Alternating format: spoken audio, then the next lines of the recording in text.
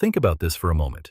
You wake up in the morning, you put on a shirt, and then you take a long piece of fabric, wrap it around your neck, and tie it in a complicated knot. It serves no practical purpose. It doesn't keep you warm. It doesn't protect you. It doesn't even hold your shirt together. So why do millions of people around the world wear a tie every single day? The answer is fascinating, and it tells us a lot about how human beings think about power, respect, and success. Welcome to Michael's Mindcast. Today we're going to explore the tie, that small, often overlooked piece of clothing, and discover why it has become one of the most powerful symbols in the business world. By the end of this episode, you'll understand the psychology of what you wear, how clothes communicate your position without you saying a single word, and why the tie, even as office fashion changes, still carries enormous meaning. Let's start from the beginning. To understand why the tie has power today, we need to go back in time, quite far back actually. The year is 1618. Europe is in the middle of the 30 Years' War, a long, brutal conflict fought across the continent. In the Croatian army, soldiers wore a piece of cloth tied around their necks. It was part of their uniform. The French noticed it, and they loved it.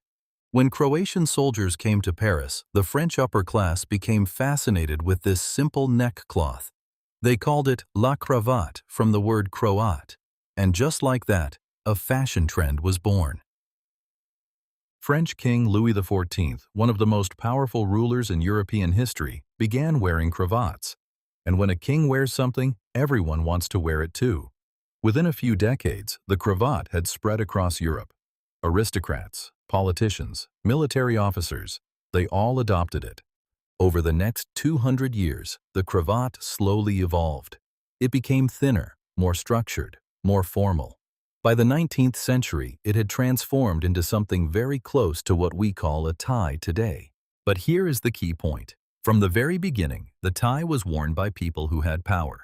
It was never worn by farmers or factory workers. It was worn by soldiers, noblemen, and kings. That association, tie equals power, never really went away. By the time the Industrial Revolution arrived in the 1800s, a new class of powerful people was emerging. Businessmen, bankers, lawyers, factory owners, and managers. These men wanted to look serious. They wanted to communicate authority, the power and right to give orders and make decisions. And the tie gave them exactly that. It said, "I am not a manual worker. I work with my mind. I make decisions. I am in charge." The tie became the ultimate status symbol of the professional world, an object that showed, without a single word, a person's high social and professional position. Now let's fast forward to the modern era. Why does the tie still hold power today? The answer lies in psychology, specifically in how quickly people form opinions about others. Research tells us that people form a first impression, the opinion you create about someone the moment you meet them, in less than 7 seconds. 7 seconds. In that tiny amount of time, your brain is already asking, is this person successful? Can I trust them? Are they in a position of authority? And one of the biggest factors in that judgment? Clothing. A study from Princeton University found that people make snap judgments about a person's competence, their ability to do the job well, simply by looking at what they wear. It's not fair. It's not logical. But it's human nature. When you wear a tie in a professional setting, you are sending a very specific signal. You are saying, I take this seriously. I respect this situation. I am here as a professional. And perception, the way other people see and understand you, often based on appearance, matters enormously in business. Whether you are going to a job interview, meeting a new client, or presenting to a board of directors, the way people perceive you affects the decisions they make. Think about two lawyers in a courtroom. They are equally qualified. They have the same experience, but one is wearing a sharp suit with a well-chosen tie. The other is dressed casually. Who do you trust more?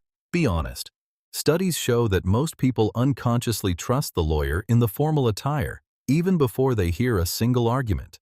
That's the power of what you wear. But it goes even deeper than how others see you. It's also about how you see yourself.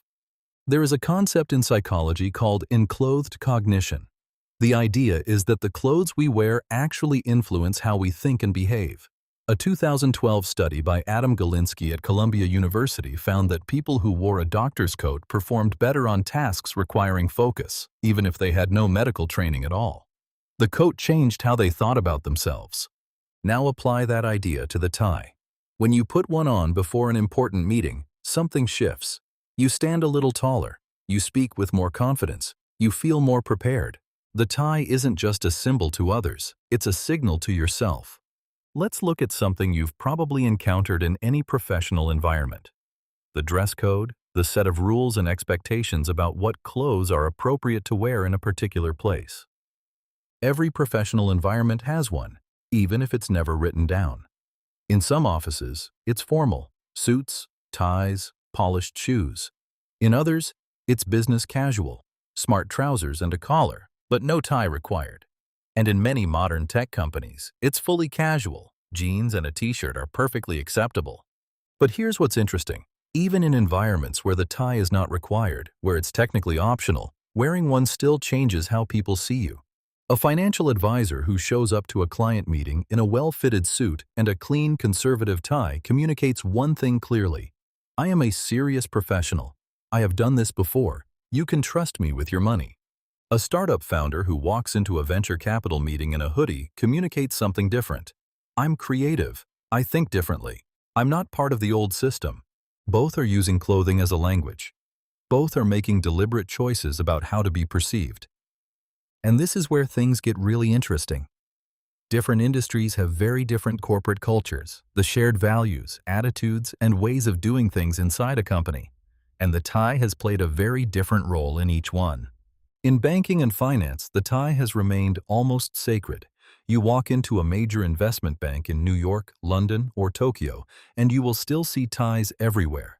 It signals that this is a world where tradition matters, where precision and formality are values, not just aesthetics. In law, the same is true. Lawyers in court are expected to project seriousness and professionalism. The tie is part of that uniform.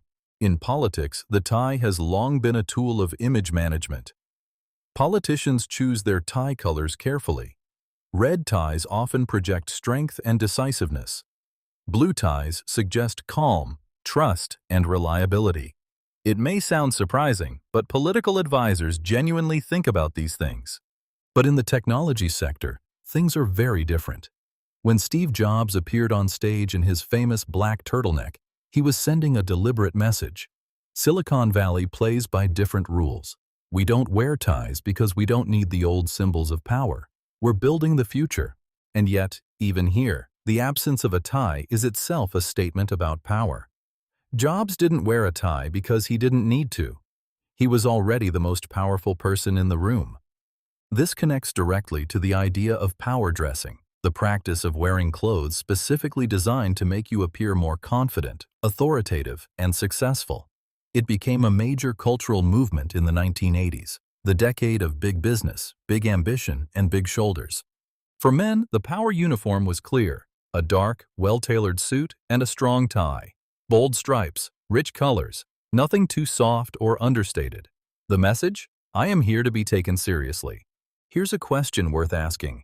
If the tie is such a powerful symbol, why are fewer and fewer people wearing one?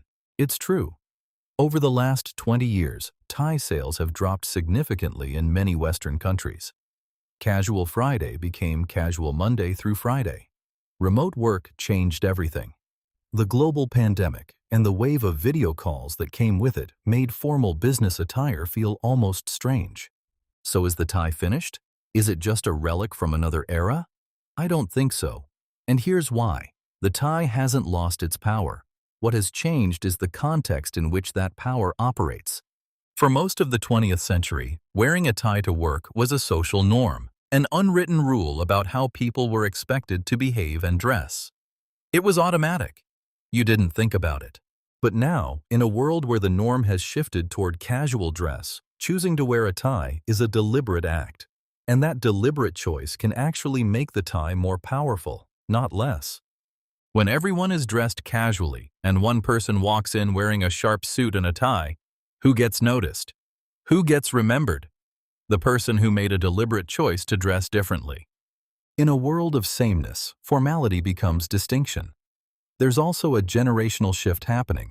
Younger professionals, especially those in their 20s and 30s, are beginning to rediscover the tie not as a requirement but as a personal style choice. Vintage fashion is popular.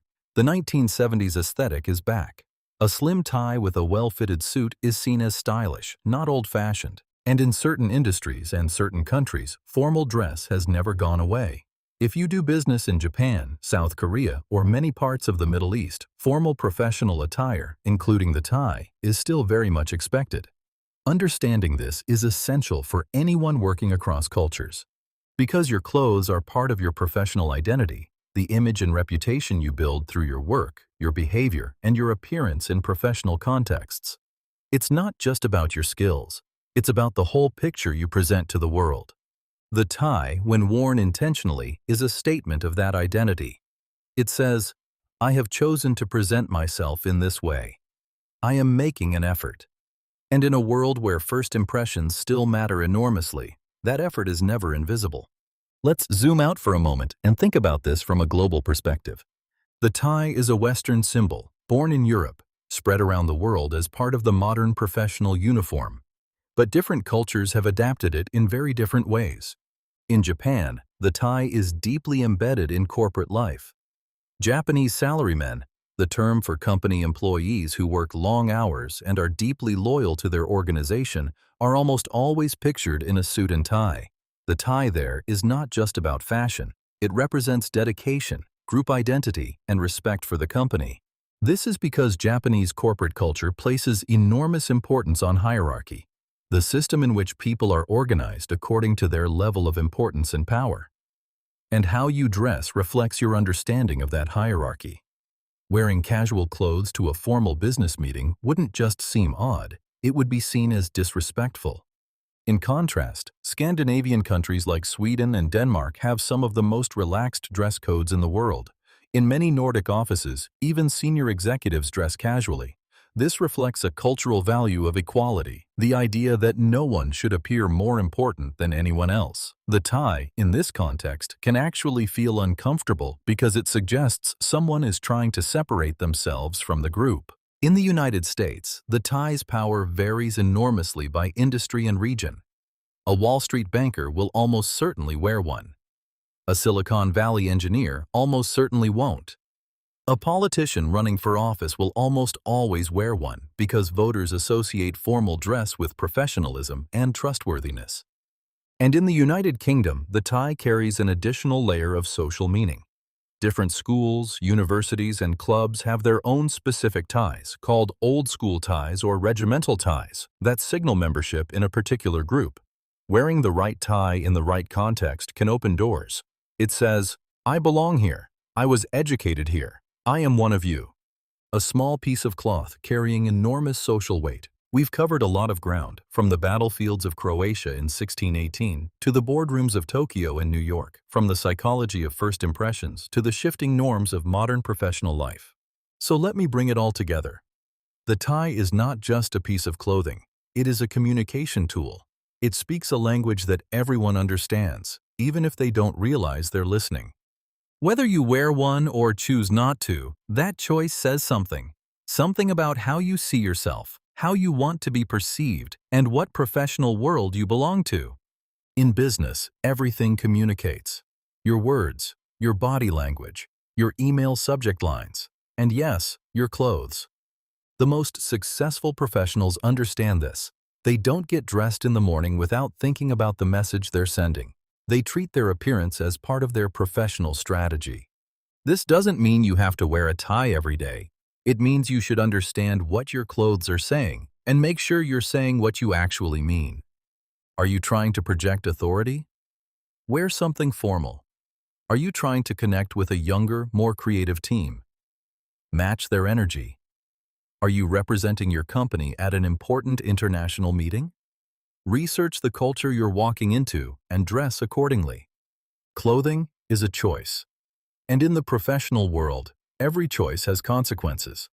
The next time you see someone wearing a tie, in a meeting, in a courtroom, in a press conference, don't just see a piece of fabric. See a choice, a statement, a signal.